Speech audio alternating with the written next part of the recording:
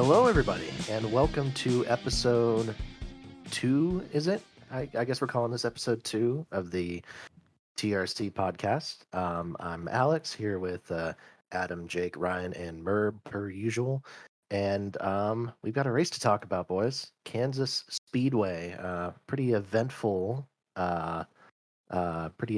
event there. So I guess to start off, what are your initial thoughts, reactions, takeaways from that, frankly, that mess of a race?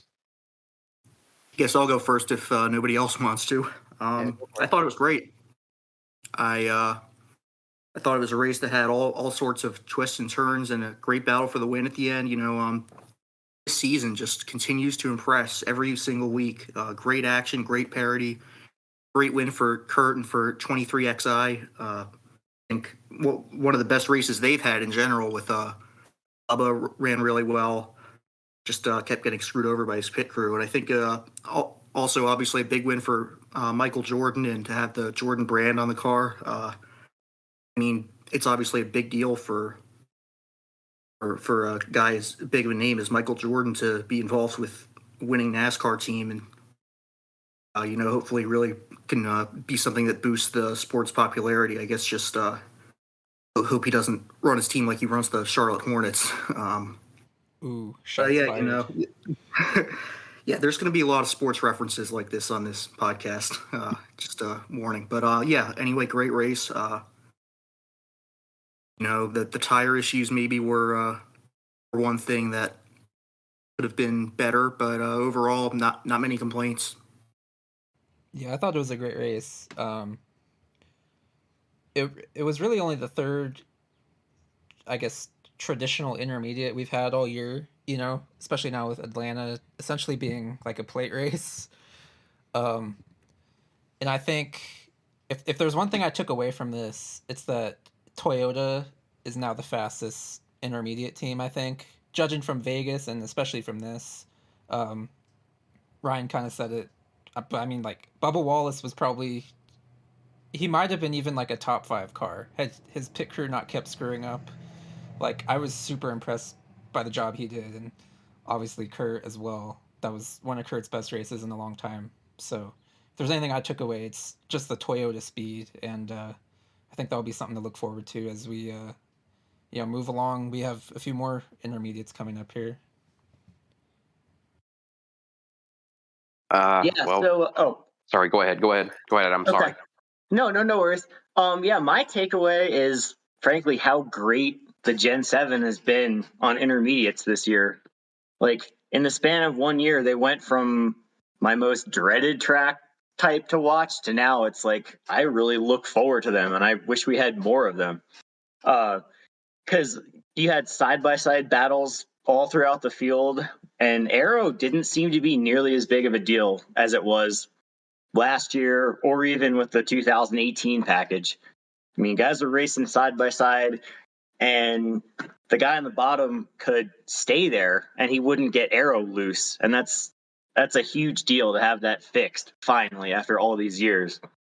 And beyond that, it's just like you guys have mentioned already, is the parity throughout the field. I mean, today we saw, probably 25 different drivers cycled towards the front of the field at some point during the race.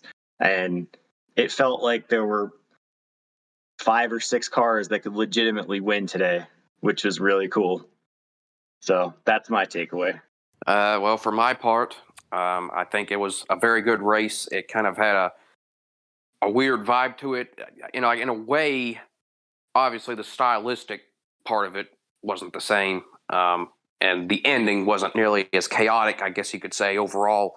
But it sort of reminded me of that classic 2019 race in that it was like a slow burn.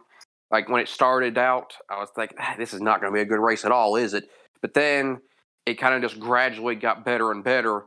For one thing, the chaos really started near the end of the stage and in the middle of the race. And, obviously we don't like to see, tires blown.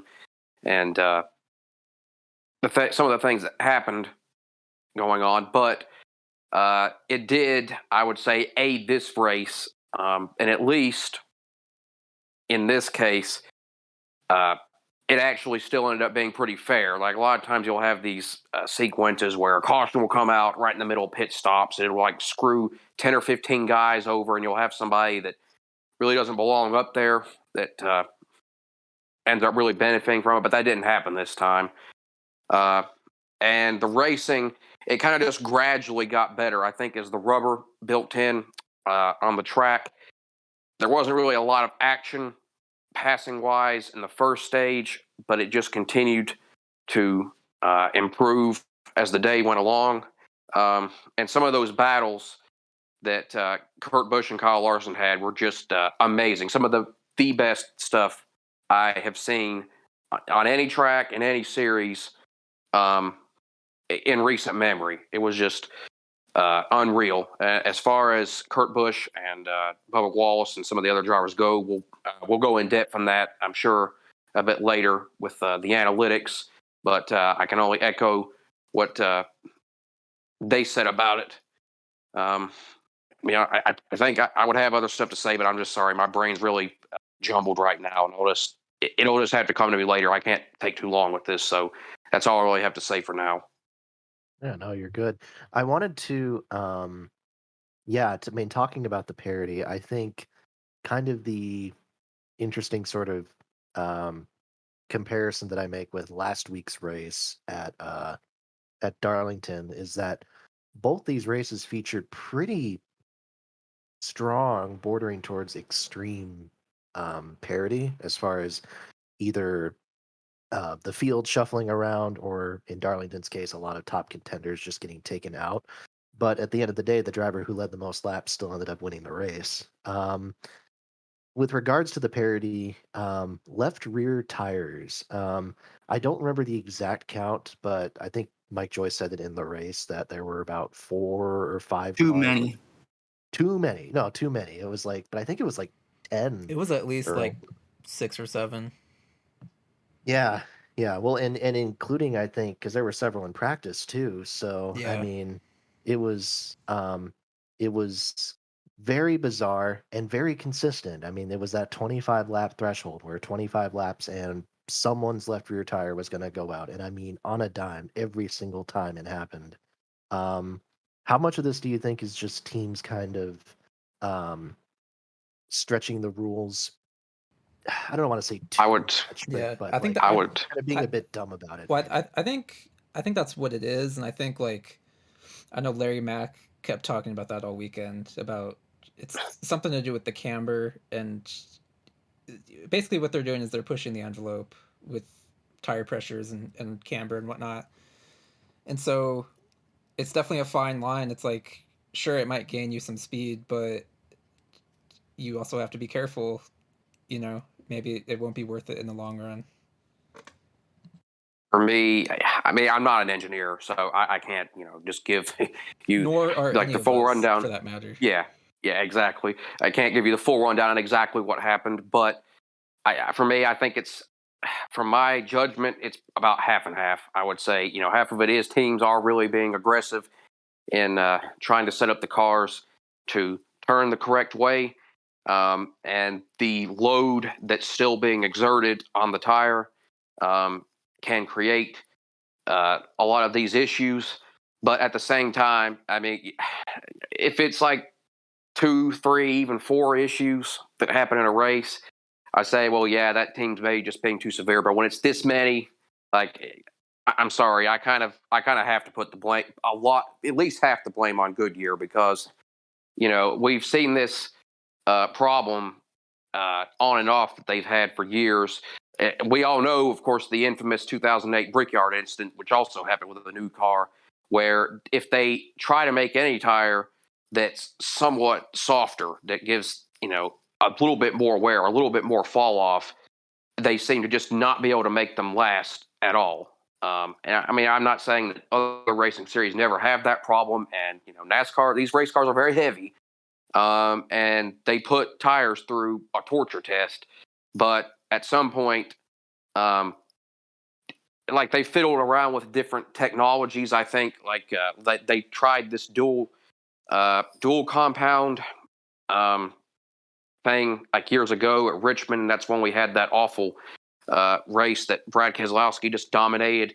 And so I'll give credit where it's due. They have gotten the tire compound right in some places, like they have at Dover, but there's others like at Martinsville, which was partially due to the weather, but you can't blame all of it on that. But and here where they kind of just need to do a better job, but also I'll say from that standpoint, NASCAR can maybe look at the way the cars are running right now and think about how the load is affecting the tires, because that's the reason why we can't use bias ply tires in like high-speed racetracks and haven't for years, because when the cars are going fast enough and there's enough G-forces that are being pulled in the turns, the amount of force that's being exerted on them just naturally causes a lot of these issues, and it also causes more aero issues.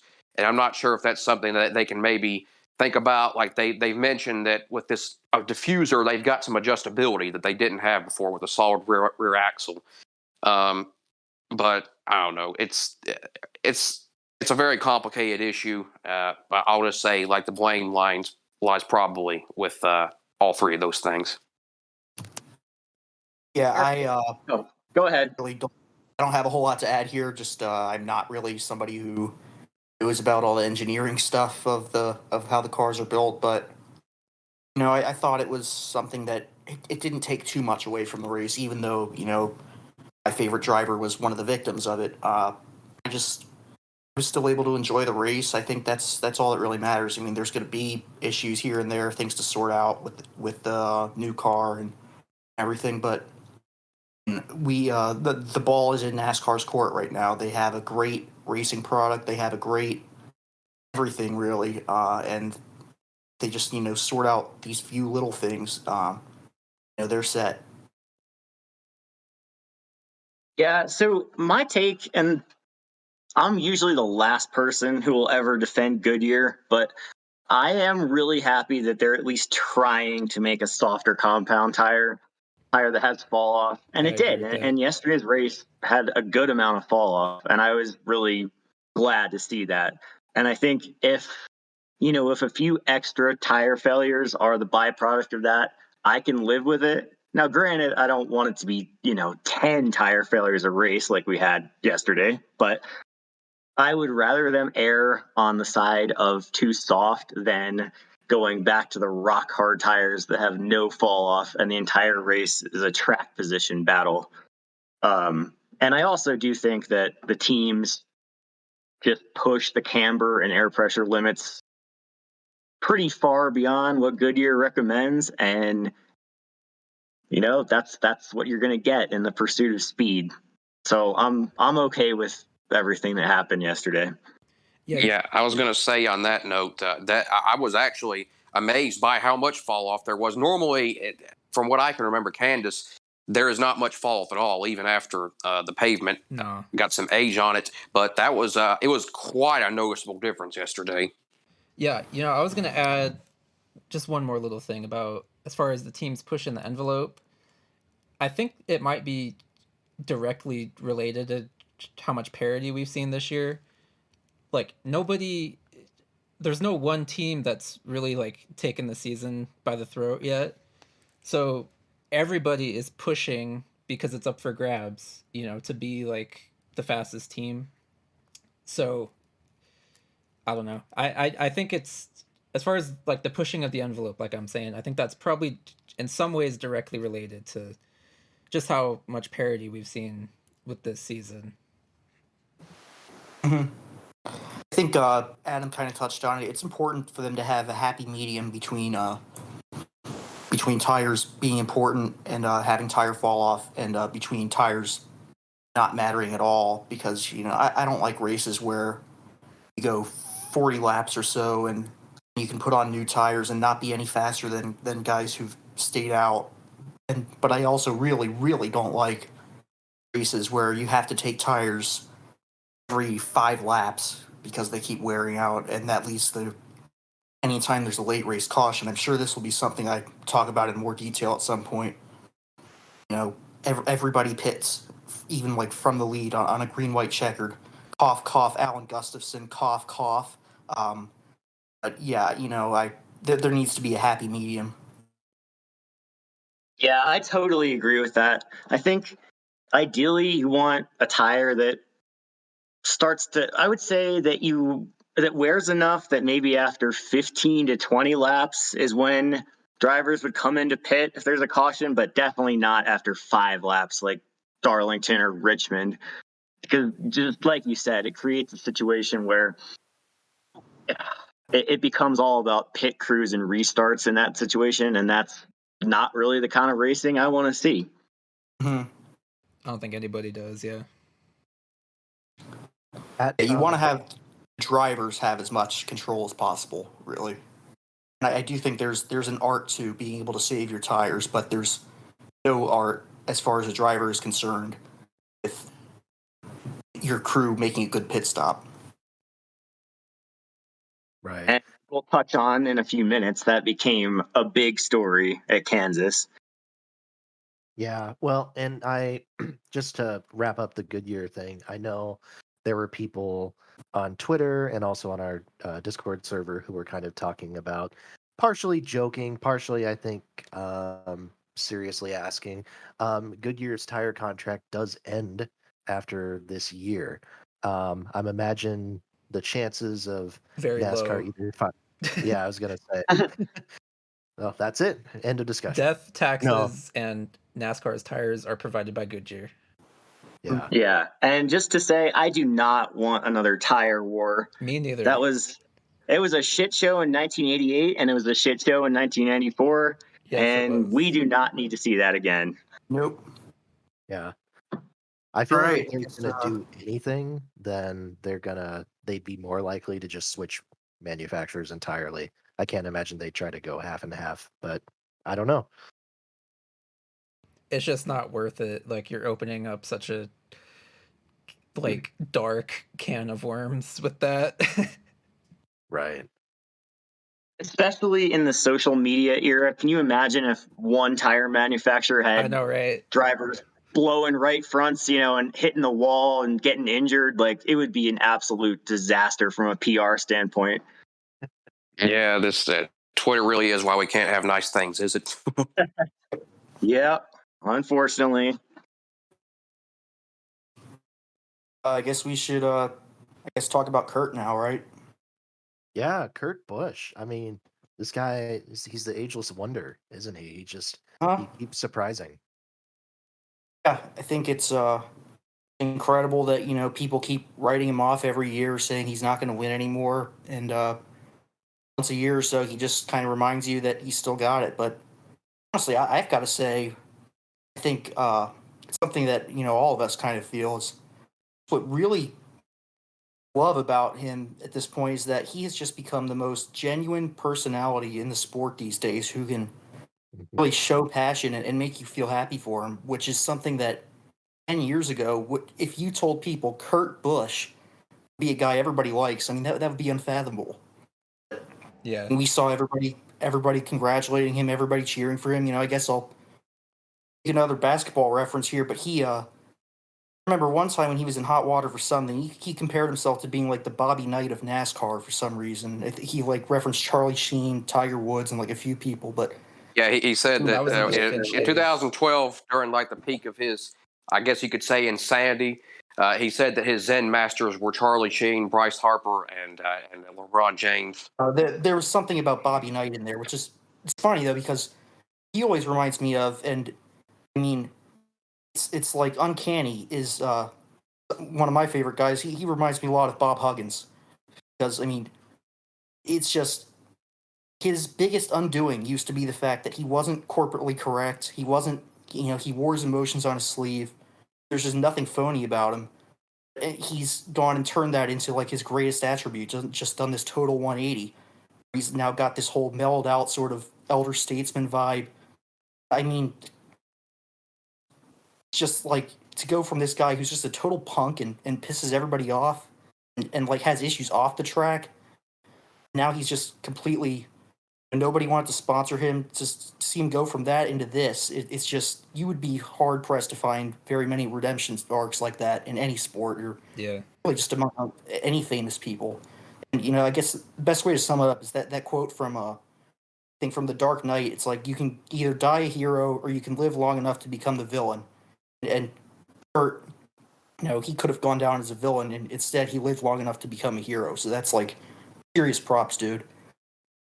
For sure. Yeah, well said. I think what it comes down to is like, when he started, he got like hot shotted to Cup. He went from trucks to Cup before anybody else. I mean, really, it's only been him and Carl Edwards that ever did that for Roush. And his raw talent. I think his raw talent has like always been underrated to me. And I've gone, since I've been watching, which I've seen his whole career play out. Like, I've gone in times of like thinking he's overrated, and now really the past like 5 years I've been super in the camp of he's really underrated as a raw talent. And so he kind of like bought into the hype of his raw talent when he was younger, in his early 20s at Roush, when he was feuding with Jimmy Spencer and whatnot.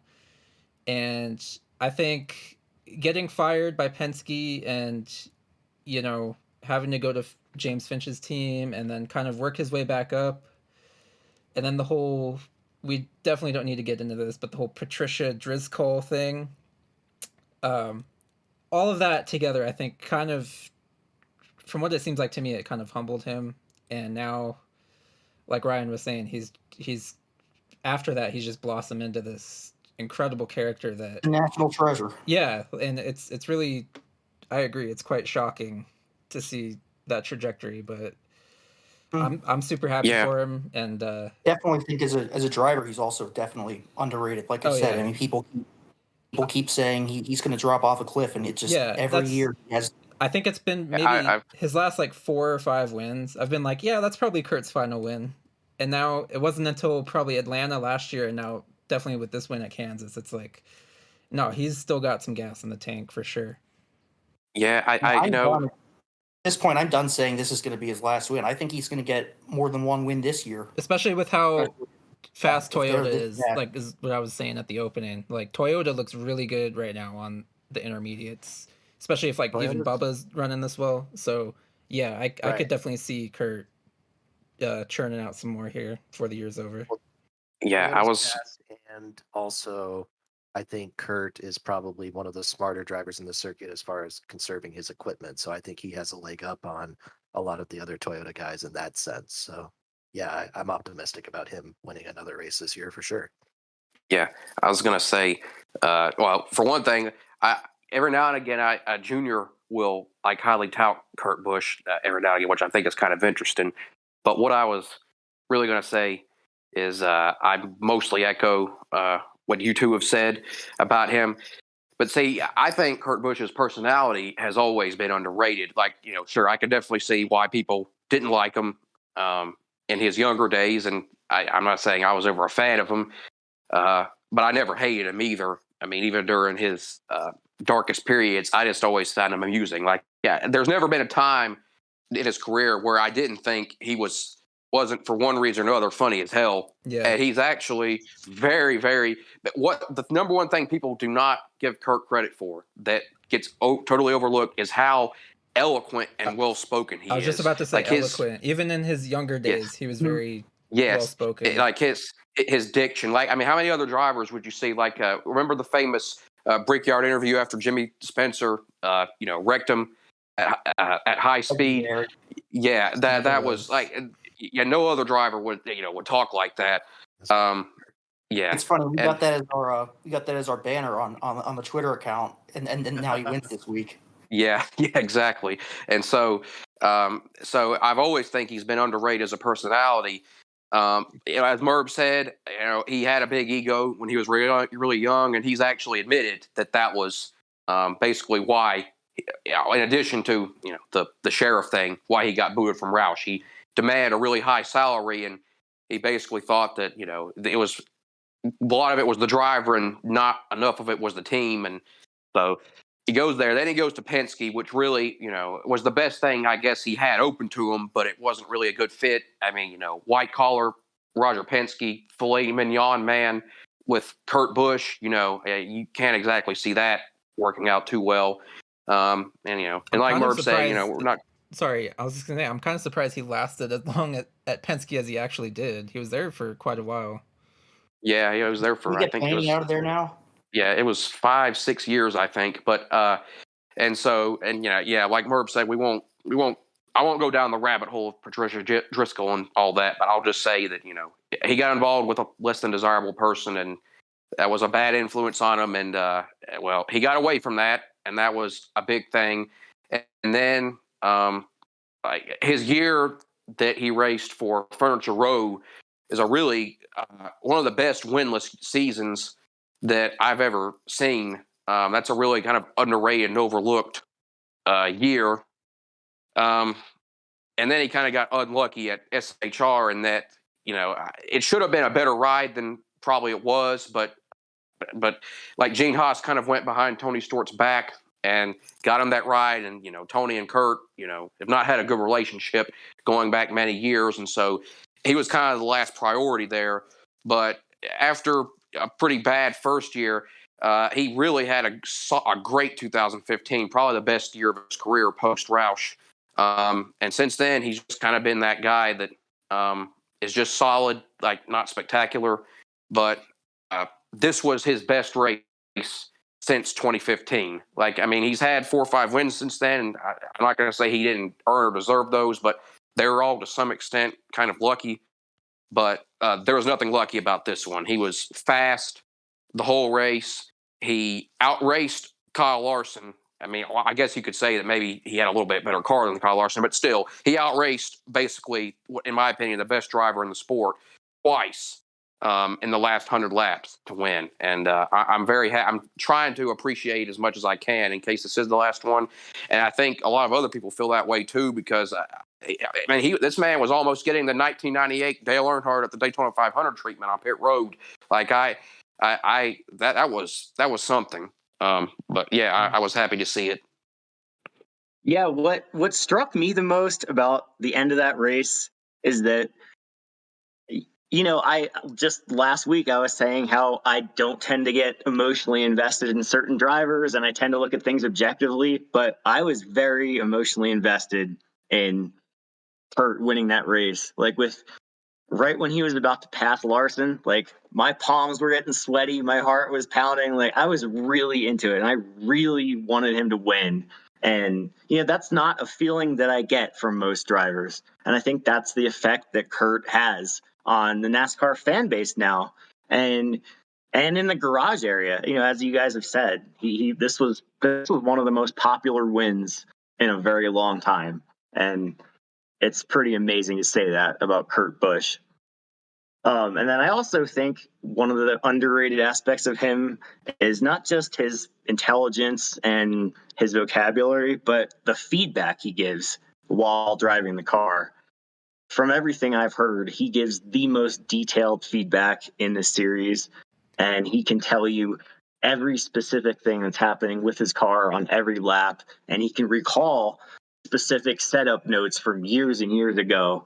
And that's really cool. It's almost like he's a racing savant in that respect. Yeah. Yeah, and I think he's always sort of been like that. It's just that with the radioactives and stuff, you never really get that perception. It's just angry Kurt on the radio from the mid to late 2000s. That's kind of exactly what I was trying to say. He's changed a lot, but it's mostly been, I think, more than that, perception of him has changed because he's older, he's wiser, he's or just mellowed out. Just like Huggy Bear, he's like, people saw him before as just kind of this angry guy who's always, always yelling at somebody and always, into trouble. But now it's just he still has that passion. It's just a more, a more refined passion. And I think too, something that makes him very relatable is how grateful he is and how open he is with his gratitude about where he is, because there's plenty of guys that have had just as much or more success as he had, but it's like he really truly appreciates the second and third chances that he's gotten, and I think he's savoring every minute of it, and that's something we can all relate to and all feel good about to see him getting to experience. Yeah. Kind of branching off of Kurt specifically, I want to kind of talk about 2311 Racing as a team. They have 2 wins now, one for each car. I feel like this is the team that has the pace to have won, I don't know about a lot more than that, but several more. Um, but the execution, not on the driver end, because I think most of us can agree that Kurt and Bubba are like, at the very least, very solid drivers who don't make a ton of mistakes. But on the pit crew side, especially for Bubba on the pit crew side, They've just a been mess. like reprehensible all year. It's horrible, Hmm. horrible. Like So, the worst pit crew I can remember seeing in all the years I've been watching like, NASCAR. I mean, and like, consistently every week, multiple mistakes over and over and over. It's just like, and yeah. watching Denny Hamlin's interview after the race, and like the fact that like he's obviously happy for Kurt, but the fact that the first thing he brought up was how pissed he was about the mistakes and stuff.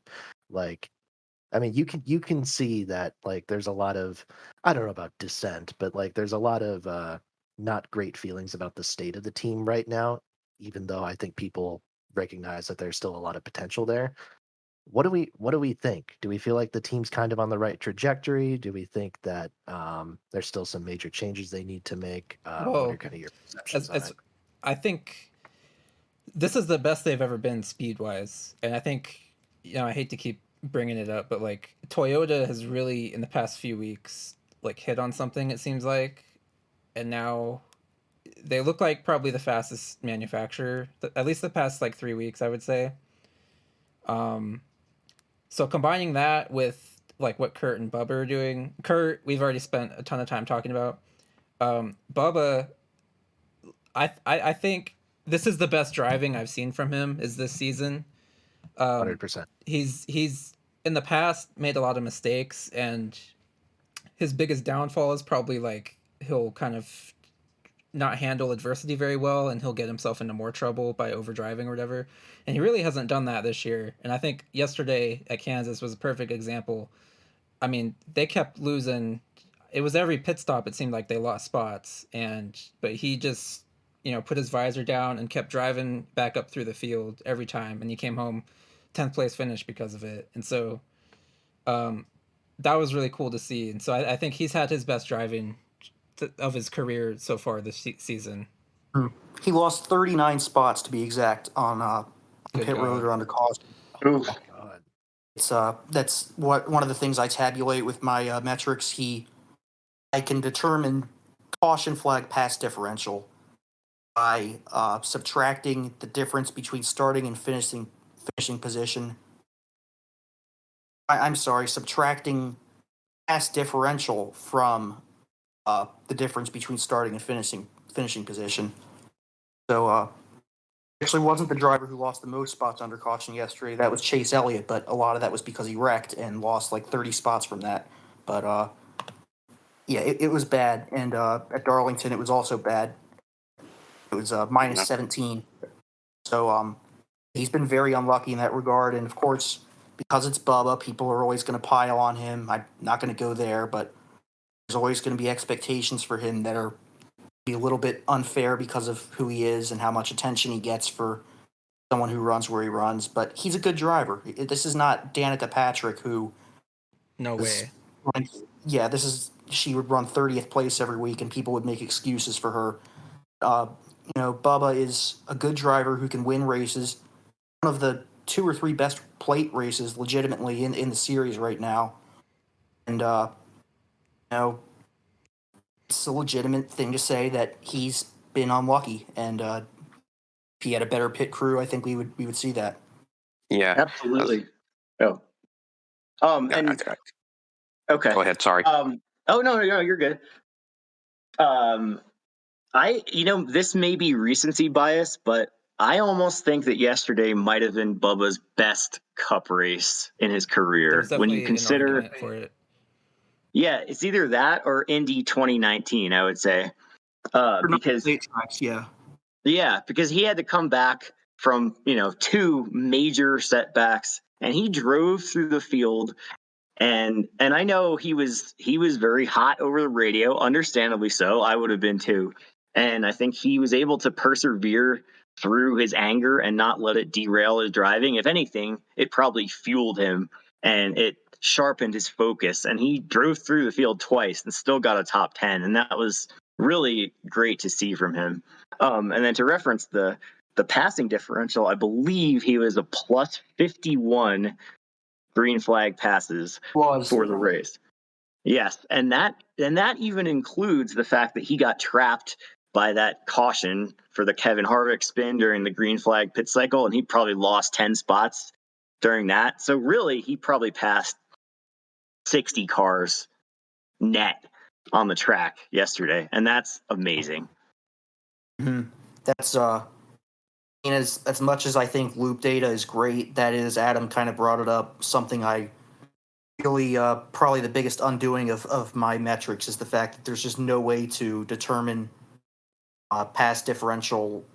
I mean, if caution comes out in the middle of pit stops and somebody has pitted and somebody else hasn't, that's going to count against their pass differential. So, really all you can do is just kind of hope it sort of evens out. It's can be very destructive on road courses sometimes, where people pit before a caution and stay on the lead lap and then cycle back to the front. Road courses, Pocono, and plate tracks, it can kind of screw up the final scores, but it's just something you have to kind of live with, because there's so many other things that I try to incorporate into this that I think NASCAR's driver rating can't really do.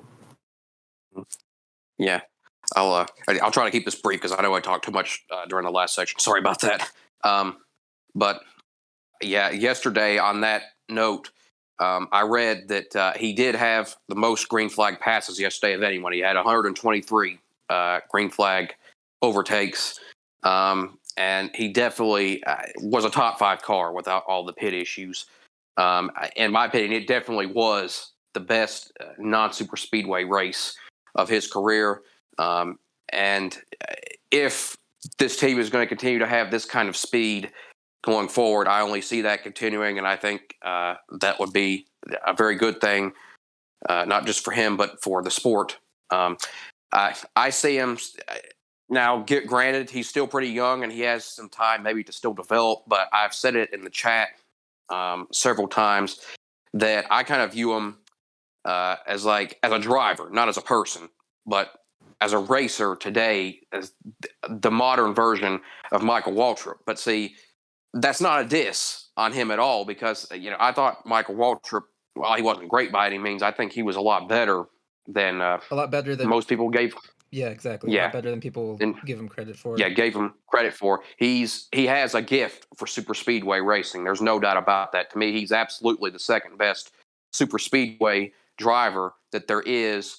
And like Michael, I think he's capable of having some really fast races here or there. I could see him having maybe a handful or more of races in his career where he's the best car on other tracks.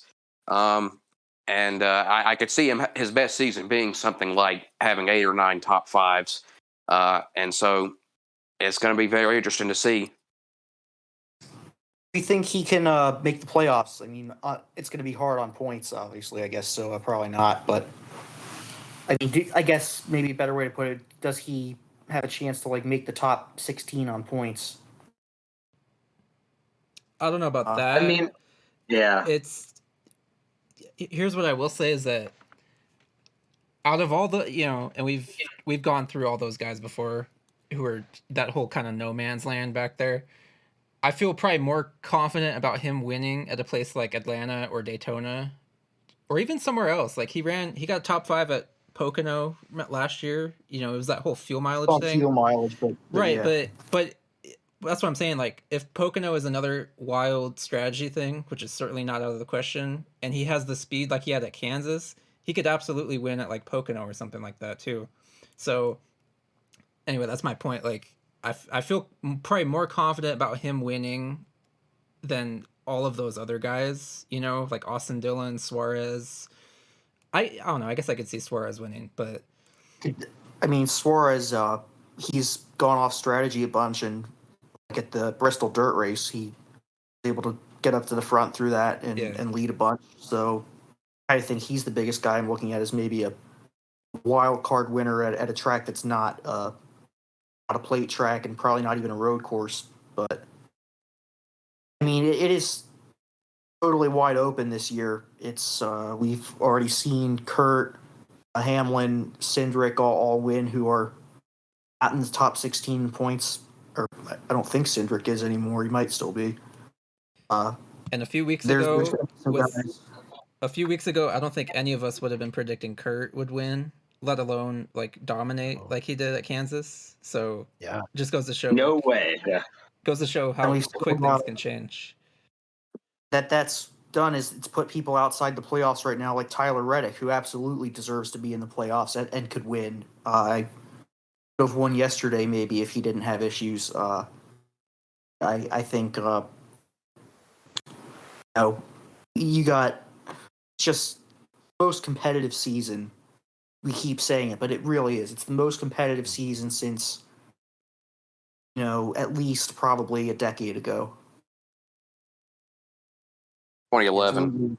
Absolutely the most competitive ever since the 16 car playoff format. I think this is For sure. better than 2011 because, It's that natural. year, we had a lot of fluky winners. Like, yeah, there were 5 new winners, but most of them kind of were just, Mickey Mouse wins that were not sustainable, and most of them hardly ever won again. But this year, I feel like guys are actually driving to the front on speed, like new drivers, and that's something we just haven't seen in a long time. I mean, hell, we have Stenhouse has 3 top 10s in a row. He ran second at Dover. Like, you never know. He could pop up and win a race on speed. You just don't know anymore. Yeah, I feel like Stenhouse has been having a very underrated season. Honestly, he's actually 15th in ETDR right now. You would not have thought a few weeks ago when he was 31st in points or whatever, but he's actually ahead of Kevin Harvick, and he's ahead of Chase Briscoe, who has been impressive at certain points. So that's really surprised me. Him and Eric Jones are both, I think, probably have better ETDR ratings than they should have, but still, it's he was up there while he was way back in points, and it's proven to be something that's been predictive of. He's had these good runs now. Yeah, Jones has had a really I want to pause on Jones because I think he's had a very interesting season to the point where I'm not confident in saying that Jones will win before the season's out, but I don't think it's a long shot by any means. Like, he's shown some really surprising speed in these races and has really kind of helped that Petty GMS team come into its own a little bit. Yeah, I agree. I would say Jones probably has maybe a 1 out of 3 shot to win this year, which is a hell of a lot better than I would have thought coming into the.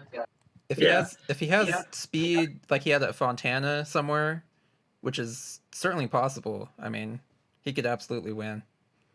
I mean, he hasn't run as good as that since then, but it's also not like it was a total fluke. There's been 10. Other stuff to back it up, yeah. And obviously the fact that he's along with Bubba, one of the best plate racers in the series at this point, could have won Talladega. He could easily win Atlanta or Daytona before the playoffs. Yeah. Yeah. Sorry, go ahead. To contrast that to guys like Almirola and Austin Dillon, who are currently either in or right on the edge of playoffs. And it's like, I don't think either of them have much chance to win a race outside of a plate track. Yeah, I know Austin Dillon had his miracle run at Martinsville, but I just can't see either of them putting enough speed together to win a race like on merit. Almirola is next to zero shot, especially because of how bad Stuart Haas has been. We could talk about that. And I think, we're all hoping they fall out of the playoffs. I think that's fair to say. Almirola right now is 21st in ETDR, and Austin Dillon is 26th. So, Yikes. This has not been yeah. a great Austin Dillon year, especially considering what Reddick has done. He has had the I mean, other than Martinsville, of course. Martinsville run, and two others I kind of remember him running really well. But I mean, Tyler Reddick has been crushing him, and the fact that they're basically right together in points. Actually, Dillon's ahead of Reddick. That's just mainly because Reddick's been unlucky, but yeah, that can't be sustainable. No. Yeah, for some reason, Austin Dillon season this year reminds me of Dale Jarrett in 2005, where he was like top 12-ish in points for a lot of the season, but was like 25th in the advanced metrics. And he'd have these random good finishes even when he didn't have a fast car. And that's kind of what we're looking at from Dillon. Yeah, he seems to like capitalize on. He has just become. He was one of the guys at. I don't remember where he finished at Darlington, but I assume he was one of those guys like Michael McDowell that just like missed that big wreck and gained a bunch of spots. I could be wrong. He has pretty much become the perfect. Yeah. Next Ryan Newman in the series, I would say. He's what Newman was. He's basically like a perpetual version of like post 2004 Ryan Newman, or maybe 2005, I guess.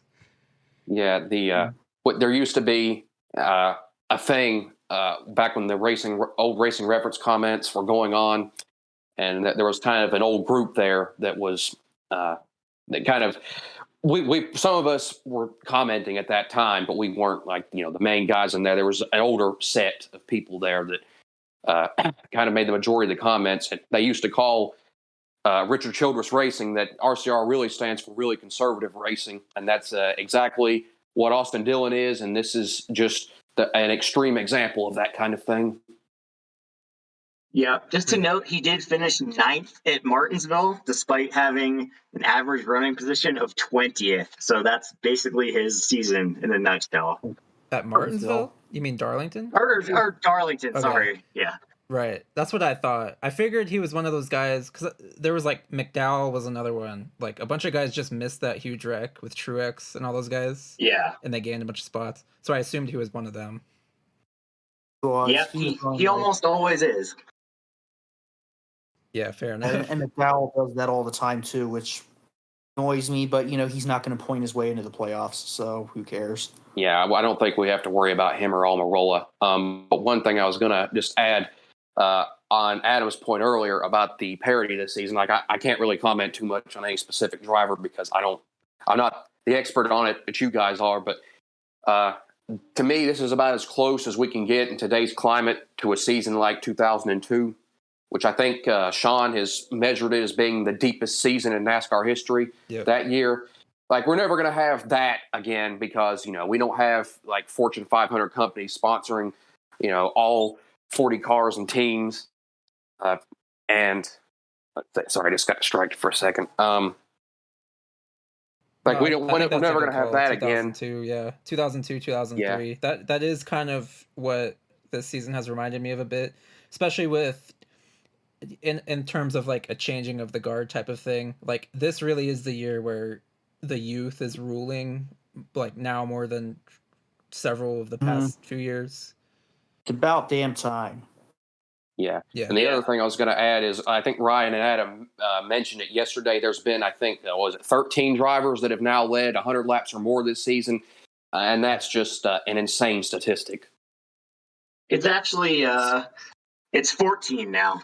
Oh, 14. Even better. Somebody broke through yesterday. I don't remember who it was. Did, but who else? Kurt. Well, Kurt and... Oh, yeah, Kurt. Just Kurt, yeah. Oh, I thought it was 12 before yesterday. Now it's 13. Is it 13? Oh. I have 14. Whatever, yeah. Either way. It's still insanely high for this point in the season.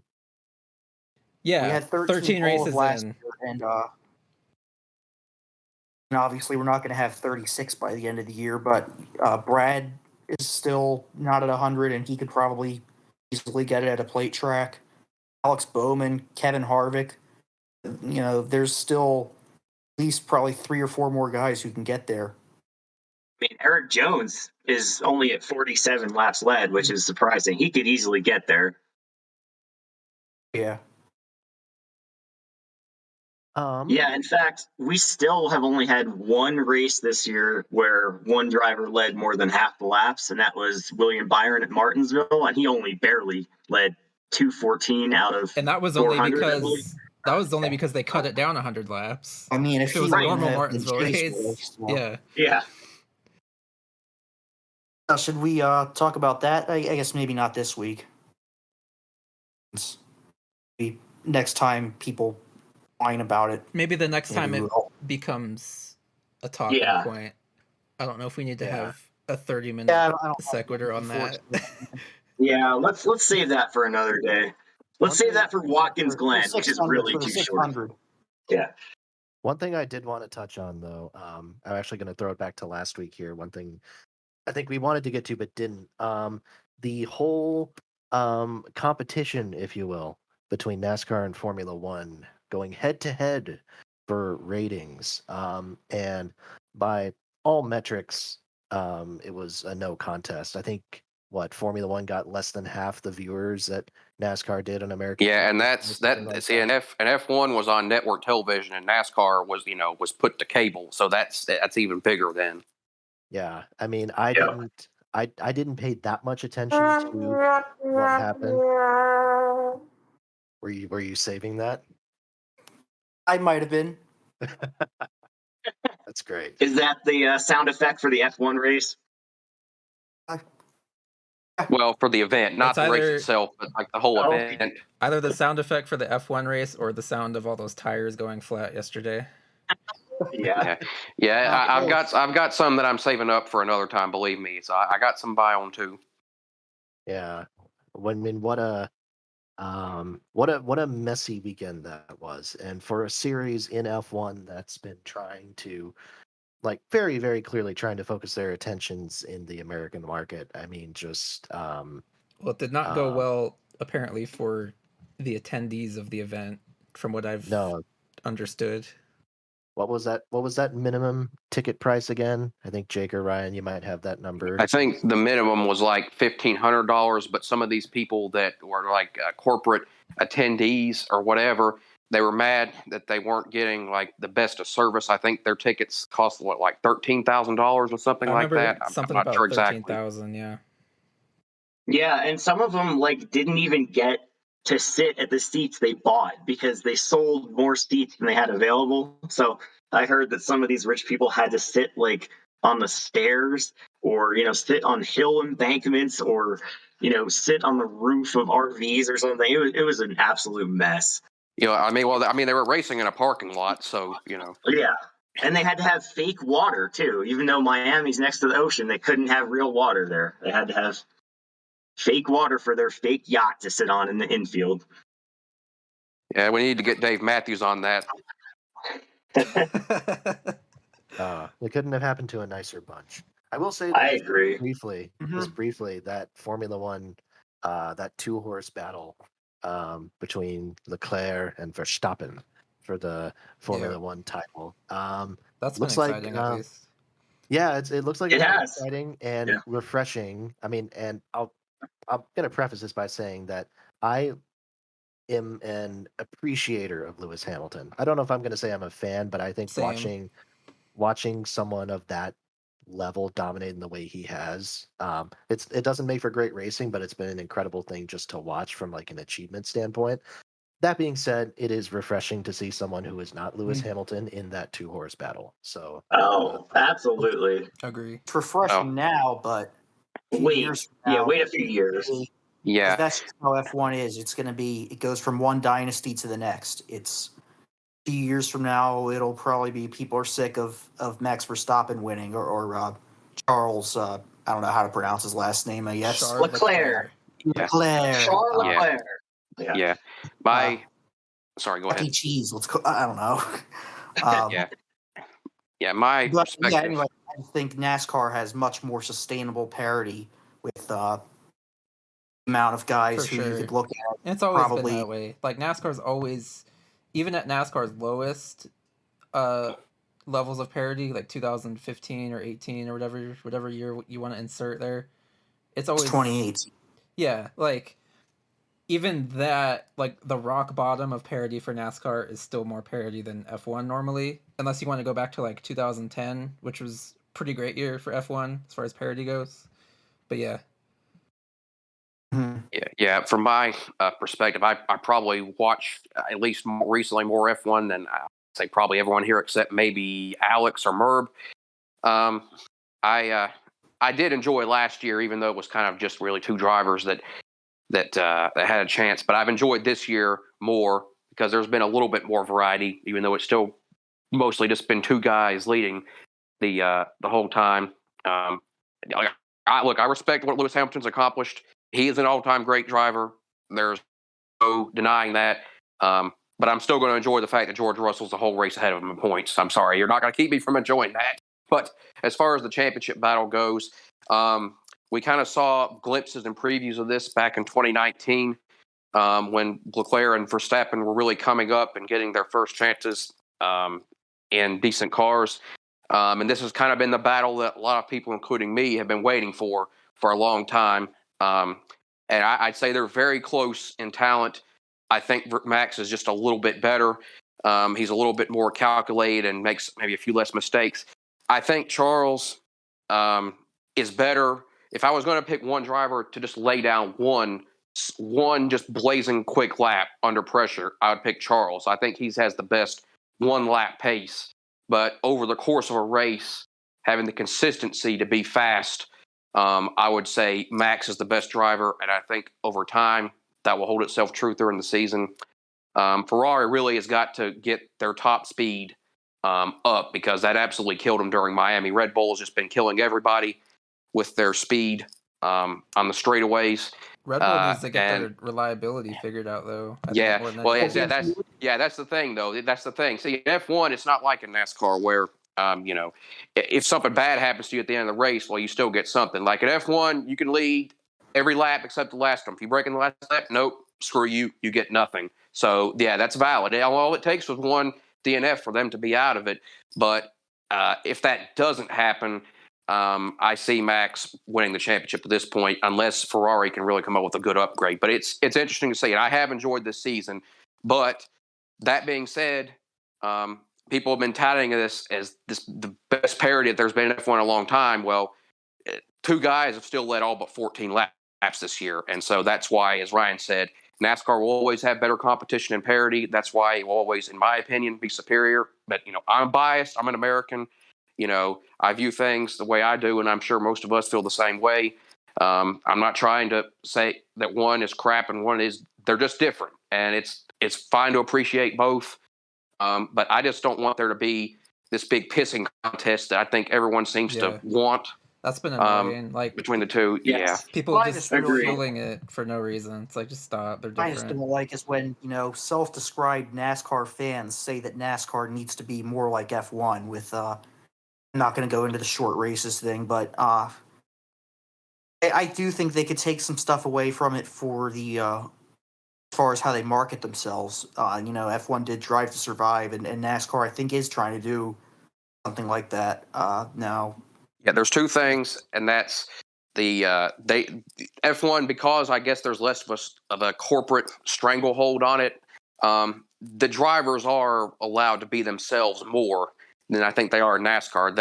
The drivers have more engaging personalities, I think, and part of it might be just be a cultural thing because like in America we kind of have this like this macho kind of the quiet man that doesn't say much kind of thing, but at the same time the sponsorship plays a role in it, and also the TV coverage, which I'm not going to hold my breath on that because we know the way things are in NASCAR and how the modus operandi is when it comes to that. But if we could just, let's say, improve it a small amount, it would go a long way. So that's what I think. Yeah, I think we're gonna touch on Formula One kind of throughout the year. I don't know if we're gonna talk about it literally every single race because this is a NASCAR podcast. We're going to focus it about NASCAR, and there's probably not going to be a lot that we're going to be able to add to the F1 conversation. But it's good to touch on it because I mean it's all auto racing. We're all in the same little universe here. It all kind of revolves around each other. Um, Speaking of Formula One, watch this transition. Speaking of F1, Colton Herta, that IndyCar race. I wasn't able to watch any of it. It sounded like It was kind of like the psychotic. Kansas race, a mess. It was It was a shit. it was but even fun. it was more psychotic than the Kansas Cup race.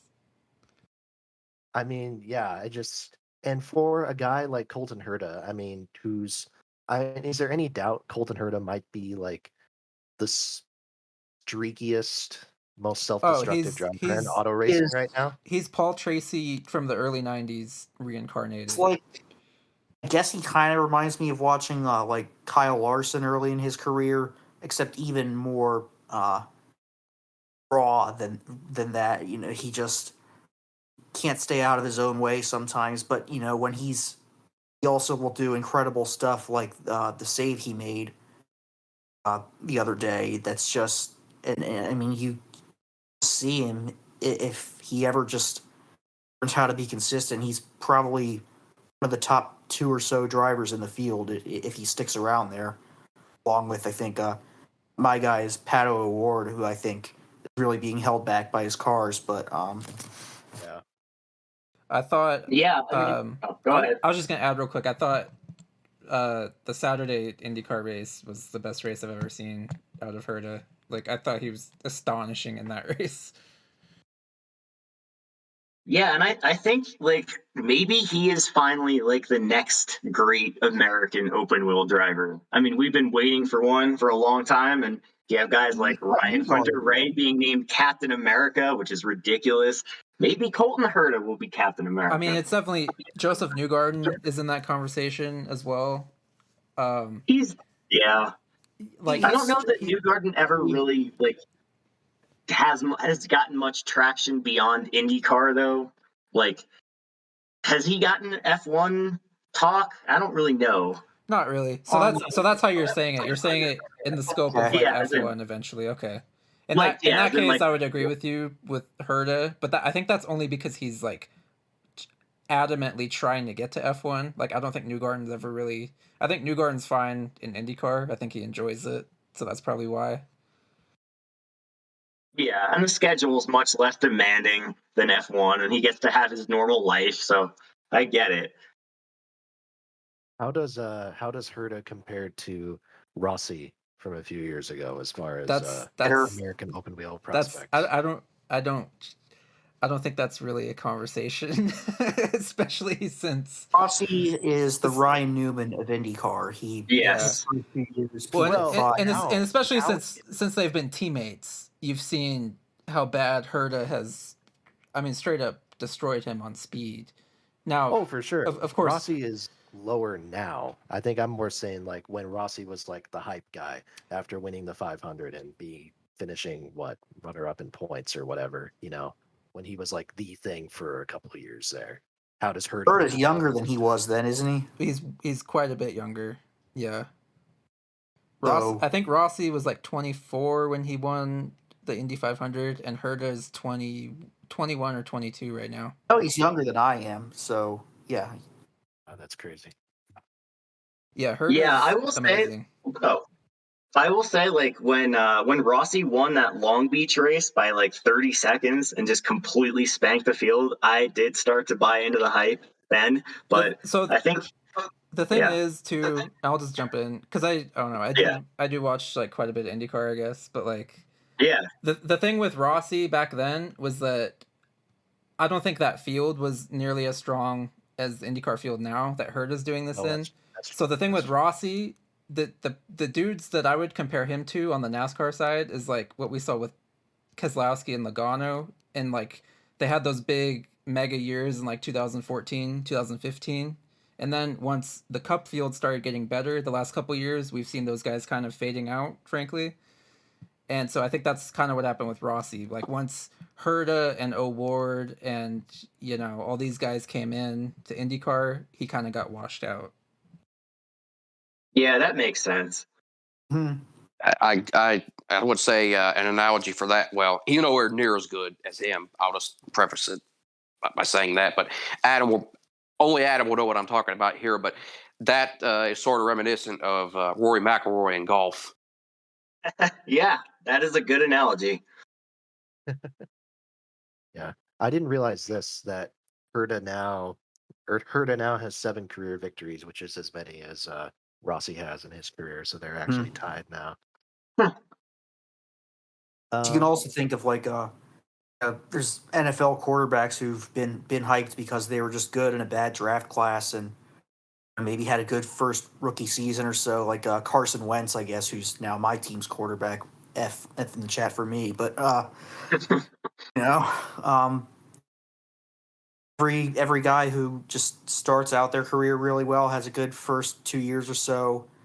If the competition gets better, it's not necessarily them getting any worse. It's just everybody else getting better. And yeah,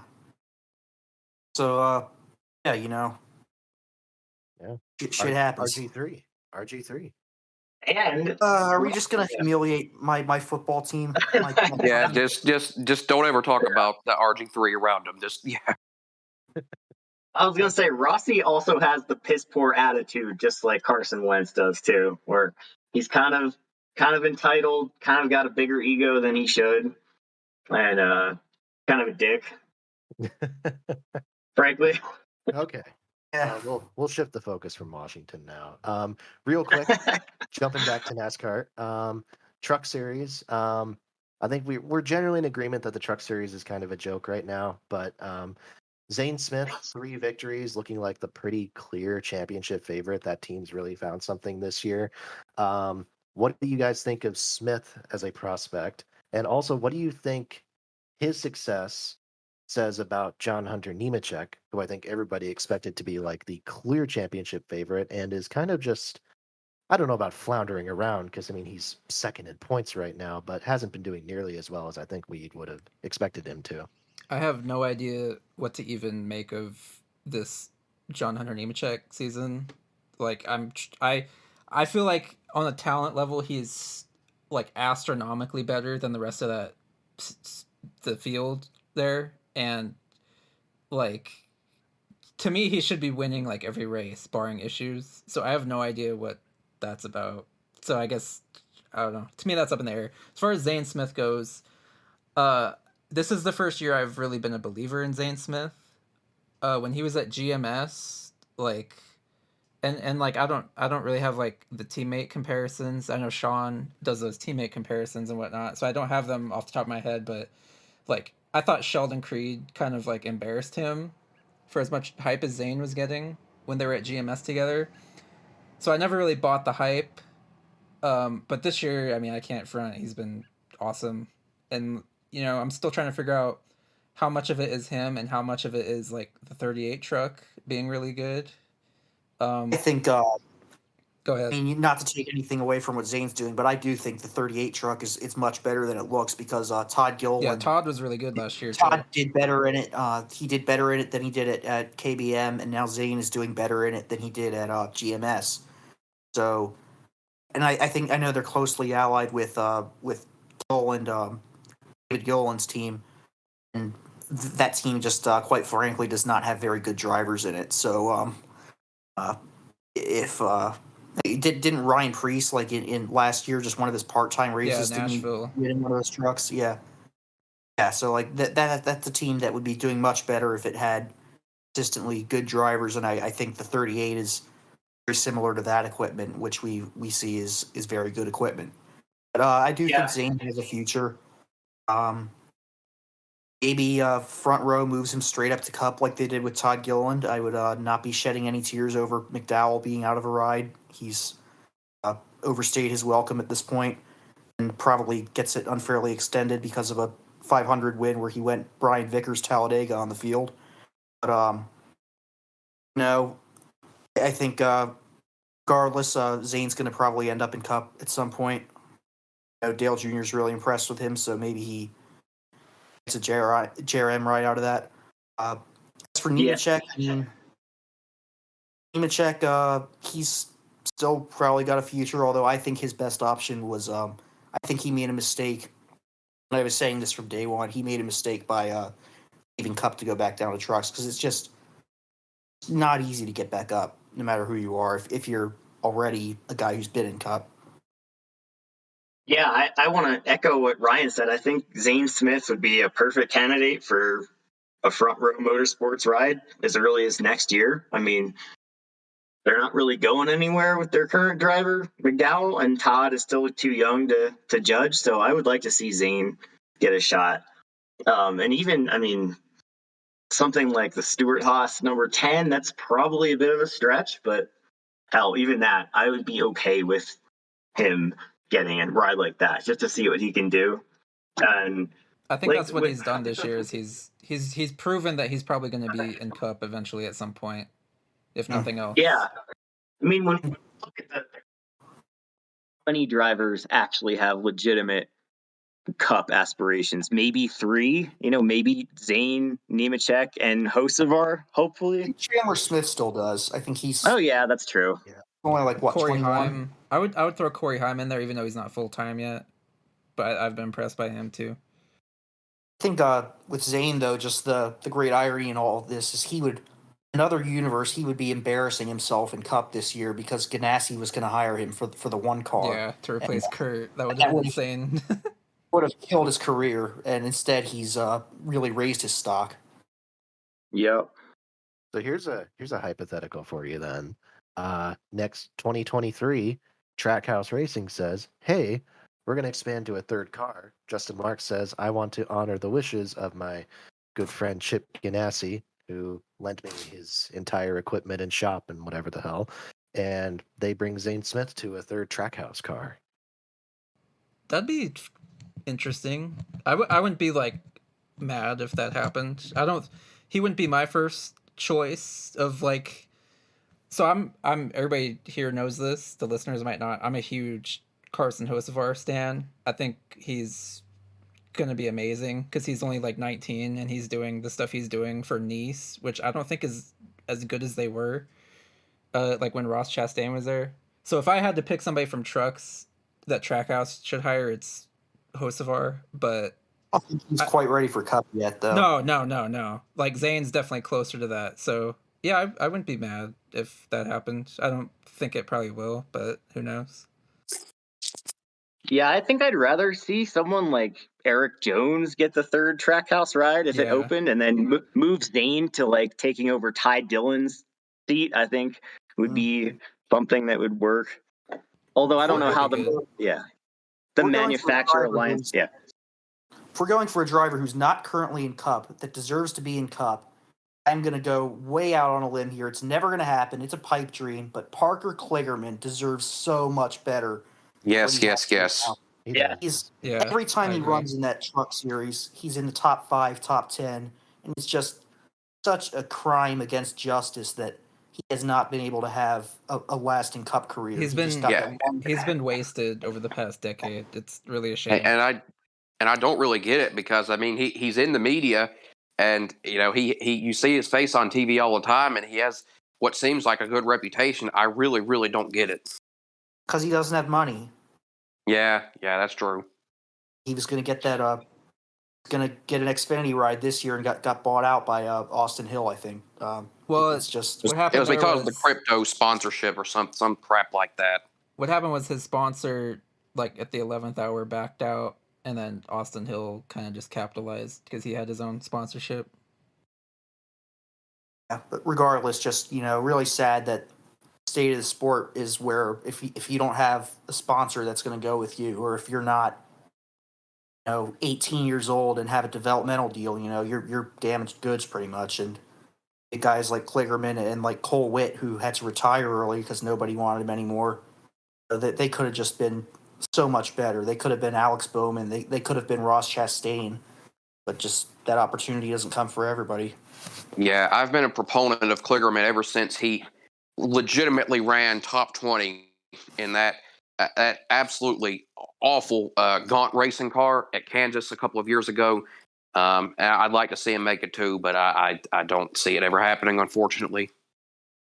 Yeah, that was actually last year. He ran a legit 20th on speed. Oh, that was last year, yeah.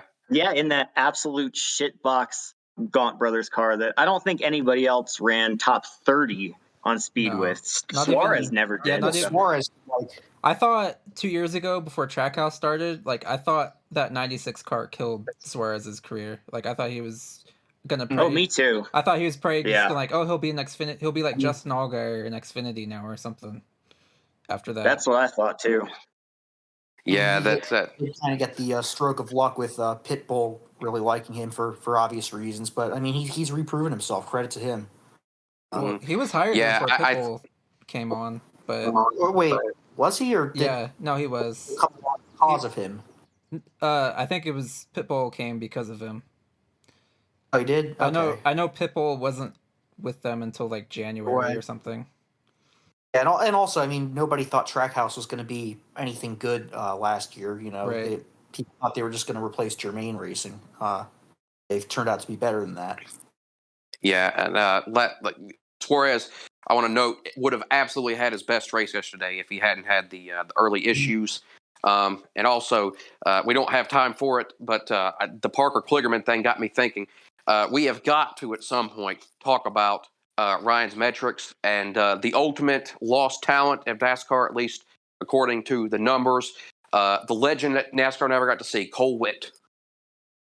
I thought you were going to say Mike Bliss and get us started on that. Mike Bliss should have gotten a Gibbs car in the 11th thing. No, We'll talk about all that Cole eventually. Witt. Yeah. Yeah.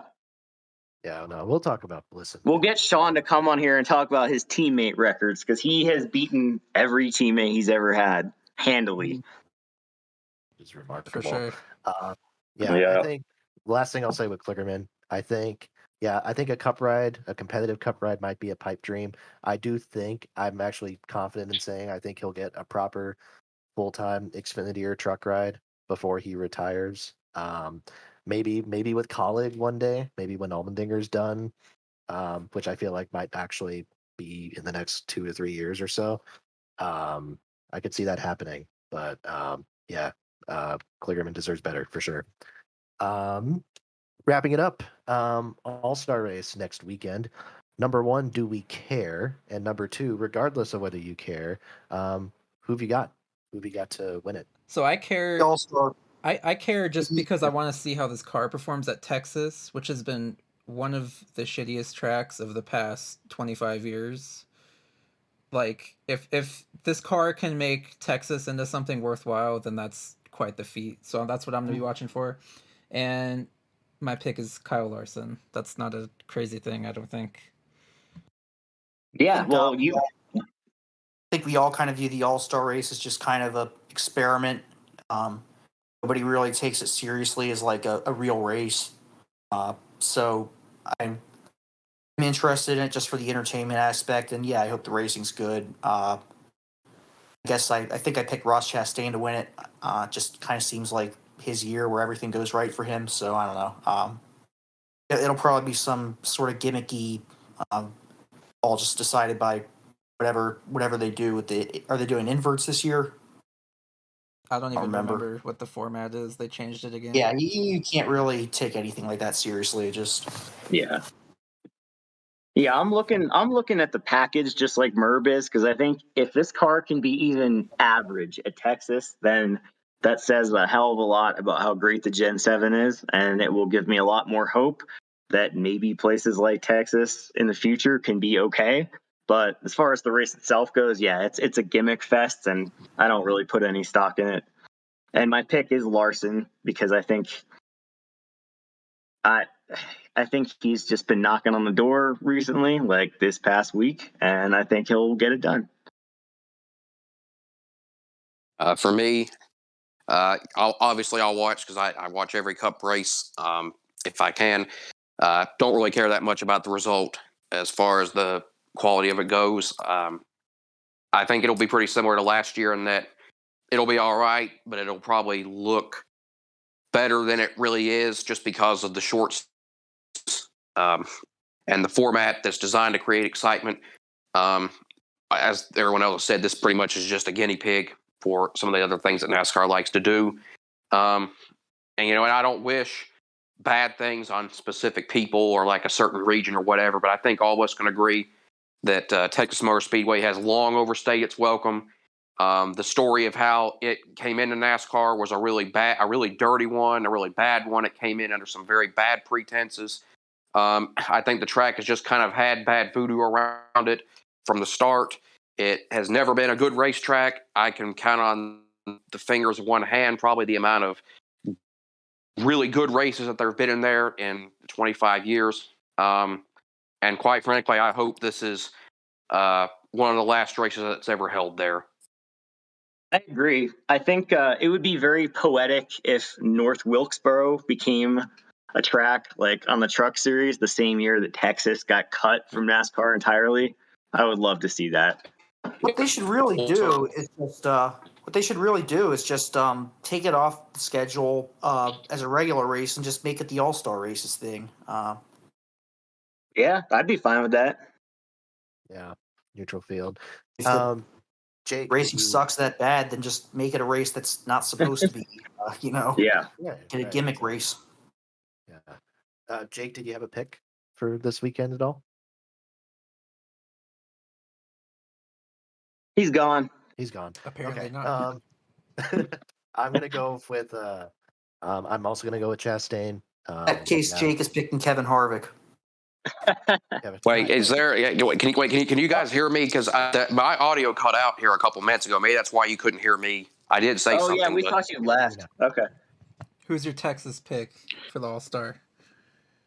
Oh yeah, just it doesn't really matter, but I'll just say Kyle Larson. Fair enough. I thought you were going to pick LaJoy. No, I'm realistic. He might get the fan Okay. vote. I think he'll get the fan vote potentially. If Suarez and Reddick race in, I think he'll get it. I just hope he doesn't lose the fan vote to Jones. That nothing against Eric Jones, but that would be a mighty insult. Oh, that's good. I am also going with Chastain. Like Ryan said, I think it's just his year. I think it's a type of track that I think he'll be able to capitalize on. I think he adapts to formats really well, and different types of racing, et cetera, et cetera. So I think he'll adapt to this without too much of a problem, whatever gets thrown at him here. And by the way, I'll just say, like, the All-Star race is a gimmick for sure. I think we can all agree, like, as far as all-star events go in professional sports, this ranks near the very top as far as like being genuinely watchable and making it seem like the players actually, or the drivers in this case, like they actually care. That's a very good point. Like there may be gimmicks, but everybody really is trying to legitimately win. It's not like the NBA or $1 million. Pro, not like the Pro Bowl. Yeah. Personally, Oh, love yeah, the NASCAR game, but I love it for the stuff they do before it, the dunk contest, the 3-point shooting contest. NASCAR's got to bring that stuff back. They got to bring back the pit crew The challenge burnout and contest, yeah. all the other stuff they did. Yeah. There's NASCAR, there's no doubt about it. Yeah, they need to. We have know a what team's NASCAR not to winning have the pit crew challenge. contest. 2011. Yeah. Nice. Okay. So, should probably wrap it up at this point. Yeah. Any final thoughts, words of wisdom before we wrap it up here? Not for I me. guess not.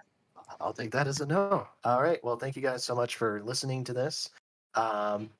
Episode 2, we're working it out, but I think this went smoothly. So hope you enjoyed. We'll be back next week for some All-Star recap. We'll probably throw some other kind of assorted things, talk about more kind of general season-long narratives, things like that. This week will be a good time to do that for sure. Yeah, we do need to get more into the metrics. Like we probably made us a little bit too much time, partially my fault, on the race this week. We probably need to just focus a little bit more on that next time. Yeah, we can definitely do like a more kind of general season recap and that type of thing next week. Yeah, sounds like a good plan. All right, well, until next time, we will see you guys later. Have a great day and a great week.